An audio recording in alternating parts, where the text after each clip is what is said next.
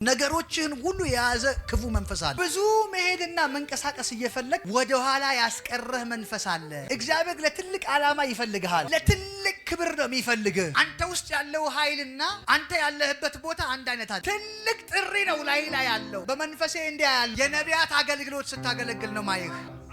ግን ነገሮች ሁሉ ተዘጋግተው ሆነ ያሉ። እግዚአብሔር አሁን እከፍትልሃለሁ በለው ይለኛል። አሁን የመጨረሻ ቀንህ ነው። እግዚአብሔር ትልቅ በር ከፍቶ ያሻግርሃል።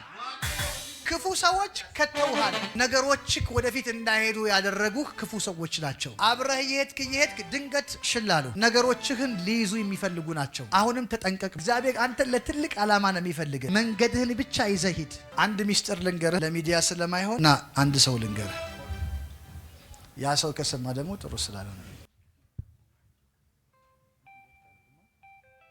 አሁን ነገርህ መስመር ይይዛል። ወደ ትልቅ በረከት ውስጥ ትገባለህ። መስመር አበጅተው የከለከሉ ሰዎች አሉ። ግን ትልቅ እድል እጅህ ላይ ሲገባ ነገርህን የሚቀይር ወደ ትልቅ የፋይናንስ አቅም ውስጥ የሚያመጣ አንድ እድል እጅህ ላይ ሲገባ ያለው ከዚህ በኋላ ነገርህ ይቀየራል።